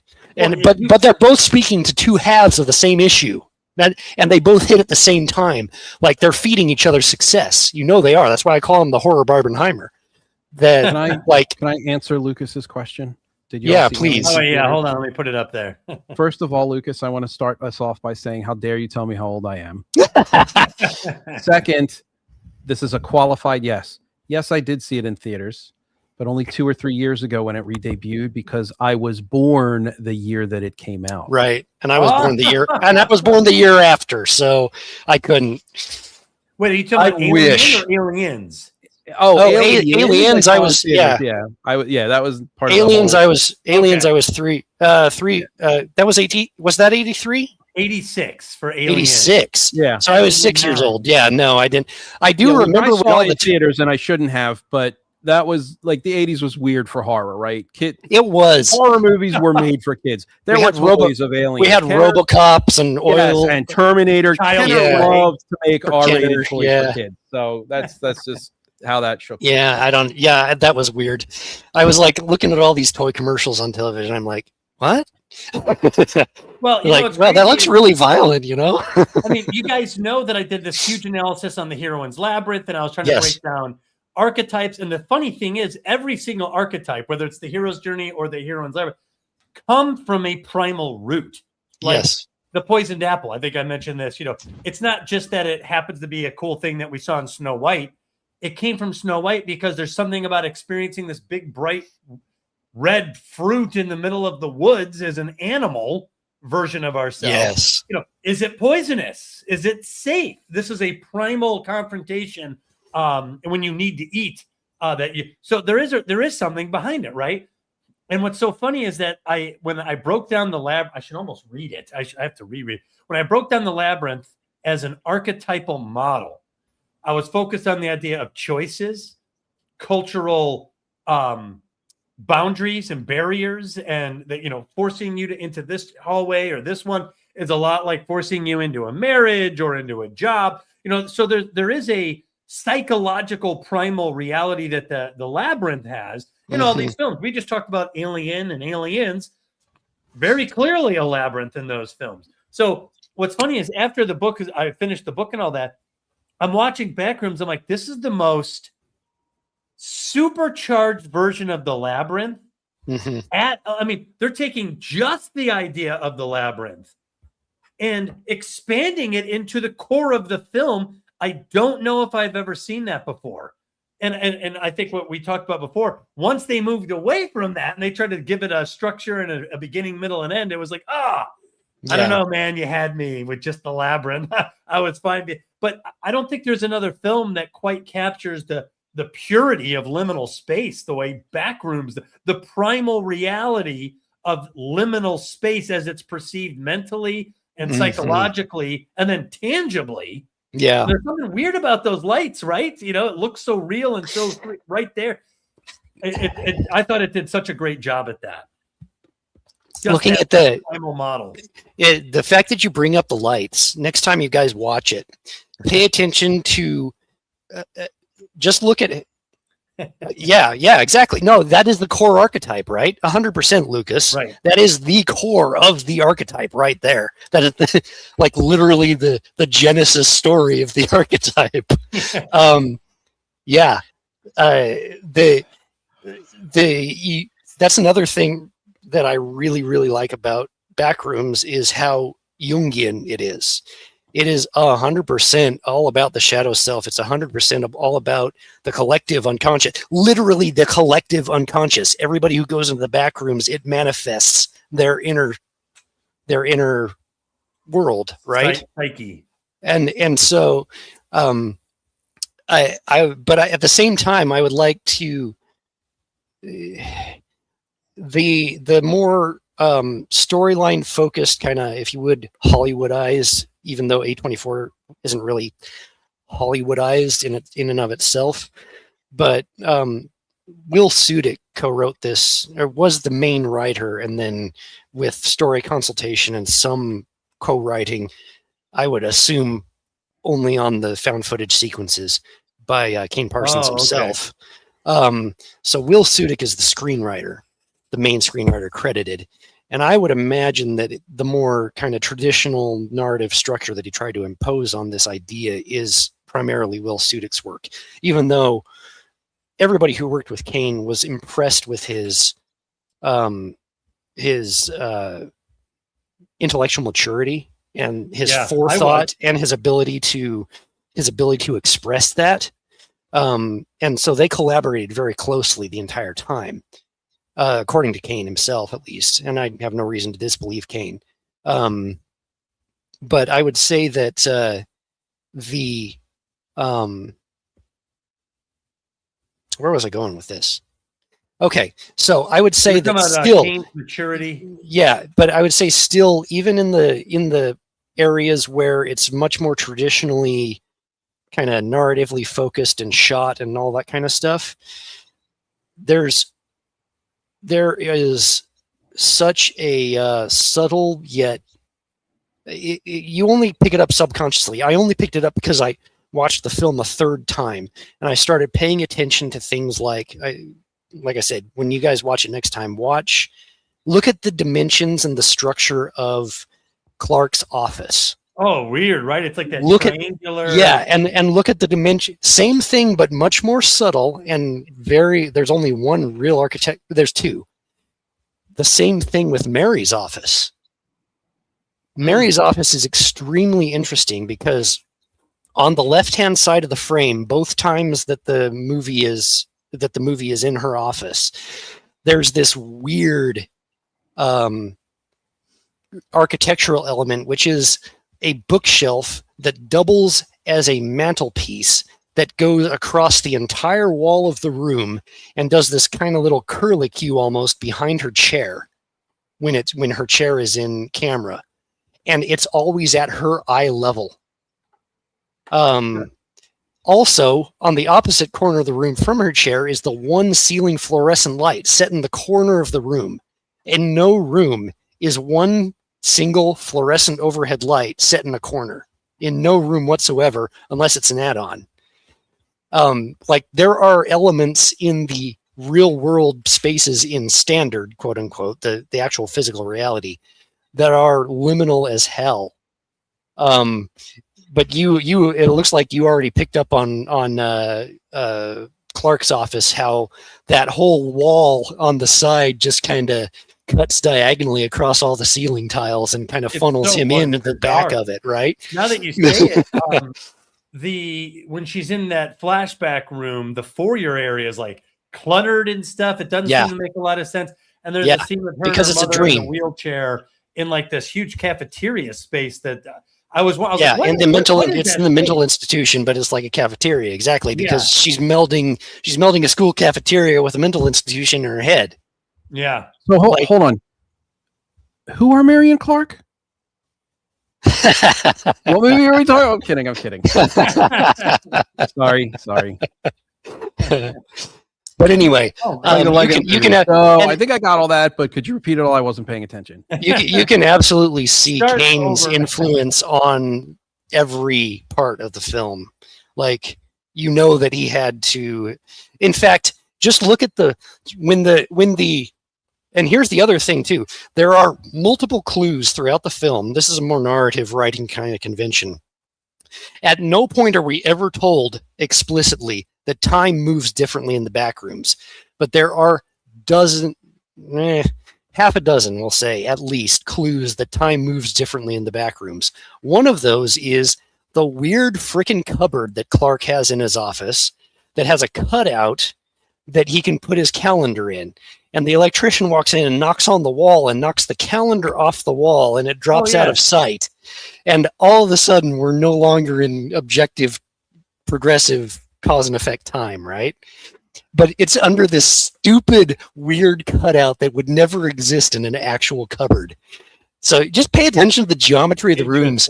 Like even the whole showroom of Captain Clark's Ottoman Empire, all the pillars on the left-hand side are thicker and wider than the pillars on the right-hand side, which is and you know what else? odd. Even the storeroom itself, the furniture store, it's like behind a freeway. Like it's in no man's land. Well, did you ever live in Southern California? No, Doug, but I mean, that is very common in Austin. Well, I guess you could too, but that kind of like corner strip mall, so to speak, where it seems like nobody ever goes and there's always a mattress store. That is a thing. There's a joke in Southern California, and I don't know if it's got a similar elsewhere in the country, where like you see a mattress store and it's like, oh yeah, that's an organized crime front.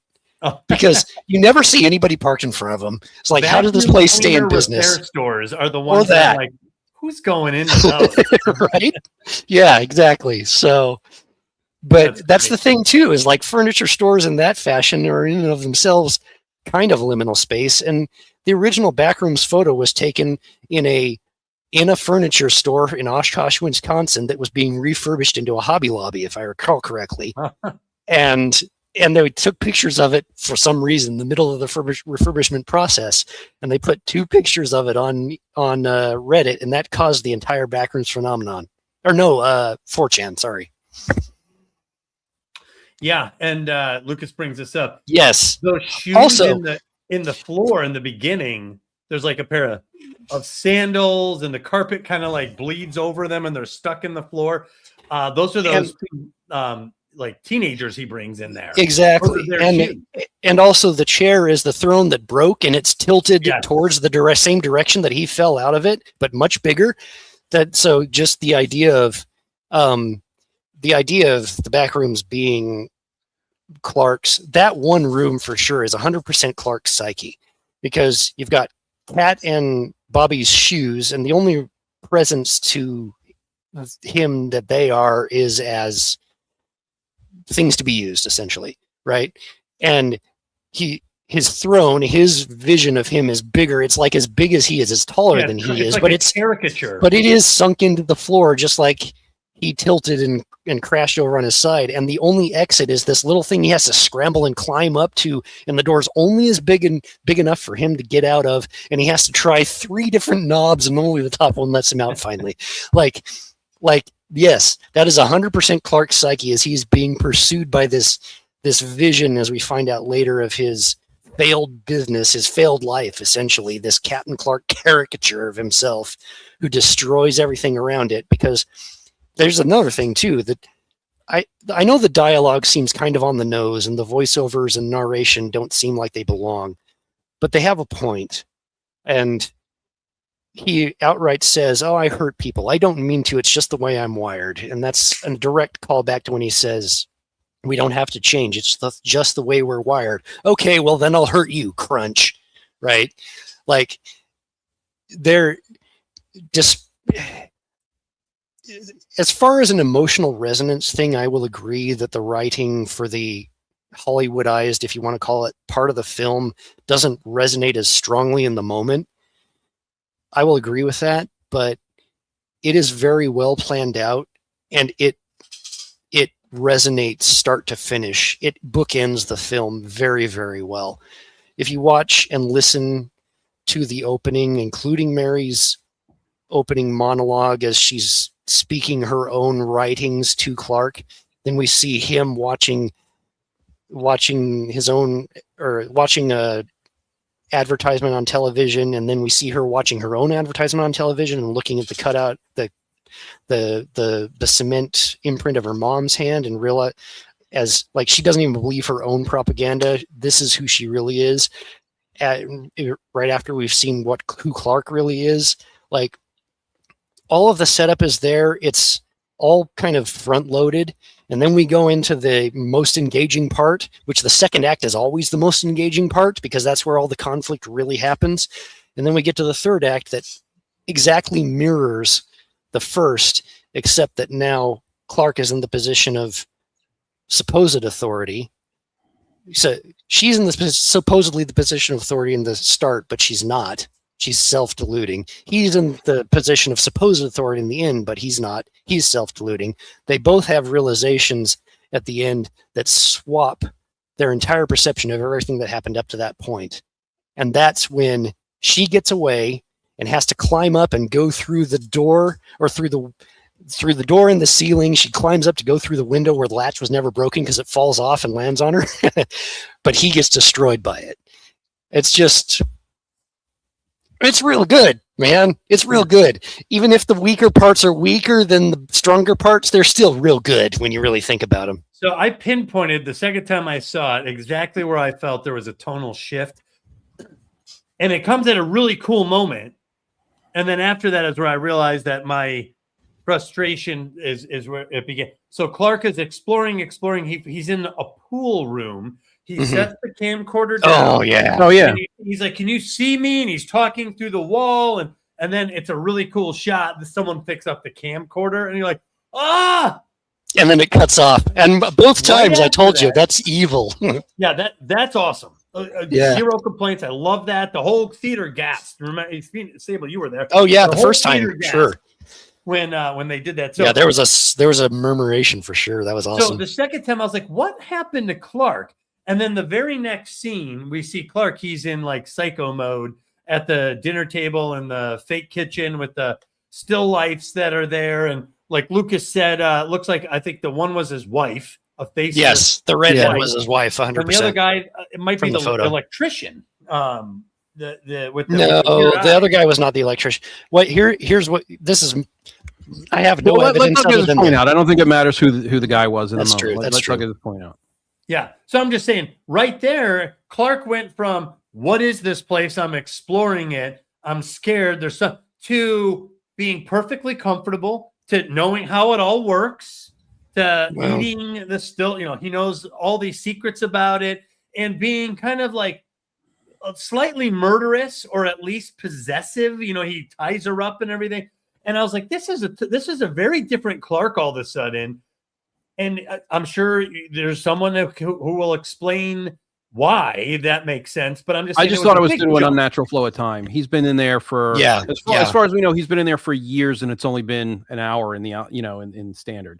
Right. That's what at least months. And explanation. If it was a big shift for him, I'm following. 1 second I'm with him and I'm trying to figure it out, and then with 3 minutes later, he's like recast as the villain, and I was like, ooh, I wasn't ready. I don't know about that. It was an okay scene. It wasn't one of the worst scenes, but that's when it really shifted to her story officially, where we're following her in real time now, not through flashbacks. Yes. And then there's like scientists and the gas, and I was like, whoa, what? Yeah, what Flash, yeah. The third act is a surrealist trip for sure. It got real hasty. In my mind, the way I was watching it, it felt like someone in the studio said, you have to explain it. You can't let the audience not know what's and all I could think of was like, man, that's the wrong answer here. I was very engaged, being off, like disoriented, and I didn't want a clean ending. I didn't want I shouldn't say it was perfectly clean, but I didn't need or want any sort of resolution that had to explain why this is. And then that scientist guy, they showed him in like one shot watching a camera. That was a cool shot. And then now he's like exposition dumping almost We also, at the end of We the also film. saw him. We also saw him noticing Captain Clark as a TV. as the advertisement. Yeah, while he's watching the Neverending Story. Right, Remember the right, Neverending right. Story That's scene? right. That he had that I one agree with scene. you, Doug. Like that whole stretch, I think was just you could have chopped that. It was very didn't add hasty. anything. I would rather the film ended when she was struggling, trying to get away from the Captain Clark monster, like just running at the corner and trying to get through and the whatever it was, Well, I don't feel know, like fire extinguishers went off. You can just end it there. I don't need any of that other extra stuff. Who well, cares? like I'm thinking of like Star Trek writers, right? Yeah, they would have had both of them fighting their demons in there together, trying to escape. I felt like that might have worked. So he meets her. By the way, right when I was really getting into it, he sees her. And remember, he's like hiding behind the wall. She's like, Clark, What is a that great you? scene that was. Yeah, That was a great so scene. good. That was a Yeah. great scene. And then I was like, okay, they're finally teaming up. He's attacking her. I was like, what? I don't know. I was kind of looking. I was so happy that they finally met in this space it was contested, right? The Mhm. reality of it, she wasn't really buying into. Now she's got the indisputable proof. This is a real place. They're in it together. It's like, where's this going to go? And I was like, I guess I didn't want that. So I initially said that there's one scene that really kind of gets across the idea of, just shutting up and letting me figure it out. I guess this is kind of another one. I mean, not really, because it's not really a lack of exposition, but when he shows up in that hallway and the way his hands are straight down by his side and he's kind of leaning up against the wall, he's framed as a child. Like, that is 100% looks like down on him. Yeah. I think he's framed as a child, and then he immediately turns and chokes her out. It's like, what a sinister scene that was. It's so incredibly effective. I think it's probably the best scene in the whole film, I would say. Scene in particular was just good. God, it's so good. And we talked about too that's when we hear the monster approaching and the light is flickering in the hallway, and then don't worry, it's only me, and pink, the light goes out. Yep. You're right, Bacon. That is a phenomenal scene. As they're standing in front of this god-awful mural that he's splashed all over the wall behind them. Like, I think this is his mental state now, right? Well, not only that, but I think that the mural took time for him to paint, because it would have taken him time to learn all of those things. Right. And that's another thing that frames him as a child, because it's done in a very finger paint crayon kind of style. So like it's the whole scene is like innocence. It's really cramming as much innocence into Clark as it possibly can with the way he's standing and the way he's framed and the mural, and then all of a sudden he is the villain. And I'm so glad you brought that up. Yeah, because 100%. Just all the proportions are off, and it's a fantastic scene. And again, that's also another indication that time moves differently in the back rooms. Right? Yeah, because it would have taken him time to paint that thing. Exactly. He's been there for months. Well, I will say this: I'm going to have to get going, but I want to wrap up a few things here. One, I do think there's going to be a Backrooms 2. Oh, 100%. I think he's already talked about it. And Bacon, I hope they don't give it $150 million budget. That'll almost like scare me. I'm like, oh no, they're going to ruin it. Yeah. Well, Async never does. Yeah. I hope they keep the budget low. I hope there is some learning curve here, and you never know. The second one could even blow away the first one if they go more Kane Parsons. Yeah.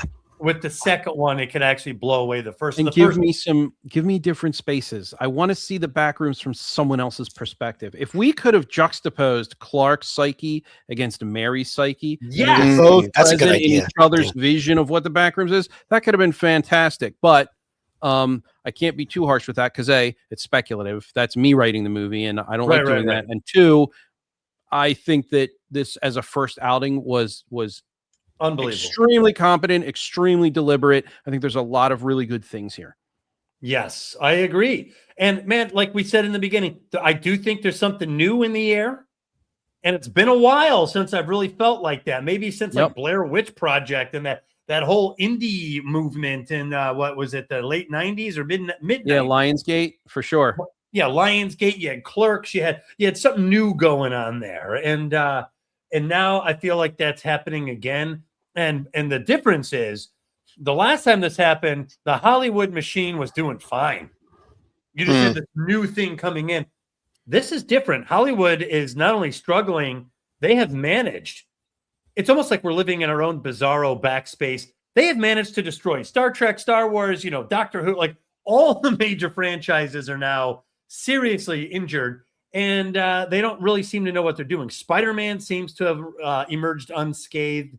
We'll see if Doomsday can capture some of that lightning in the bottle, but Hollywood is really struggling to bring people to the theater. We also have the advent of TikTok, YouTube, alternative media, and the younger generations are turning to that. So there's a lot of components to this change. So this does feel a little bit more like a genuine moment of change, and True. I'm loving it. I am. Yeah, I agree. Loving it. I agree. Yeah, I would agree with that. Yep, champion A24 and champion all the new, like virtuosos, I guess, that are stepping up to make their movies. Because, I mean, what other word is there for it? On a $700,000 budget, they're making hundreds and hundreds of millions. So, yeah, guys, we're incredible. YouTubers. Maybe we're next. You know what I'm saying? I don't know. Maybe our time has passed. have we spent 5 or 6 years making indie short films? I don't think so. No, we would have a hard time doing it. I hope that. Yeah, well, I mean, we kind of got a little bit of the. We had a hints of the pool rooms. We had the Christmas tree room. There was other stuff in there. There was something. Oh, the Christmas tree room. We didn't even talk about the Christmas tree room scene. That was so creepy. There was something about the close-ups of the Christmas tree lights that really got through, like penetrated. I was like, why am I creeped out? It's almost like a childhood memory or something that's preserved in that. There's a German word for that. It's called Sehnsucht, and it's the nostalgia for a place you never experienced. Huh. And that is what Kane Parsons is channeling, and I think that's how he can resonate across generations. That's another thing about the upcoming generations. Maybe we can make this the wrap up, I guess. Is they idolize the 90s and the 2000s, and to some extent the 80s too, and the early aughts. Is like, oh, life was so great back then. I'm nostalgic for that. I wasn't even alive, but that, like, I want to go back there. And that's another component of the whole liminal horror thing. Liminal and analog are tied 100% together. Like that whole VHS aesthetic, the kind of distorted cassette tape audio, all of that is. Well, maybe we can come back together for an episode on liminal horror in general instead of. Yeah, I would. I actually, James. Yeah, that's sure. Exactly what I had in mind is that I wanted a focus conversation on Backrooms, but there is a much larger conversation to discuss liminal horror in a couple of the other films, and maybe where we like Birdman has some of that liminal weirdness to it. There's some other great Inception, even the idea of controlling that space there. They even had a designed maze in there. So we could see how it was done before and how it's being done now, and why this is such a pressing matter now, more so than some of the past efforts. So I would love to do that. I'd love to talk about Iron Lung and Obsession. We might have to talk about that one as well. So there's definitely some more room to wander on that. Yeah. Agree. Thank you for everything, Doug. Thank you for everything, Sable. I really appreciate the invite and getting a chance to talk about this with you guys. Of course, it would not have been the same conversation without you. So I appreciate you setting this up in the whole first place, Doug. Yeah, Heath told me he went and saw He-Man. Right? He said he liked it more than he thought. He said it's not a great movie, but he certainly liked it more than he thought he would. He-Man.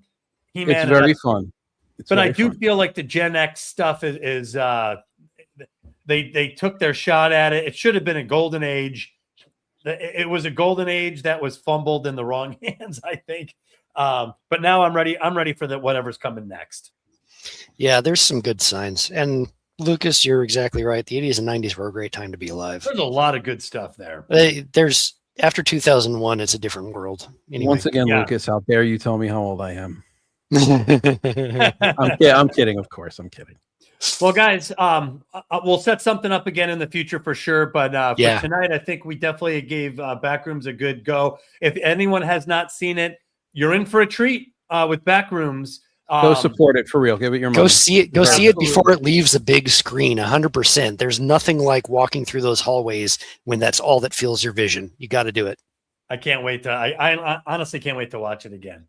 Yeah, same here. All right, everybody. Well, have a great evening, and we will see you around the bend or the next room. The next corner. Take care, everyone.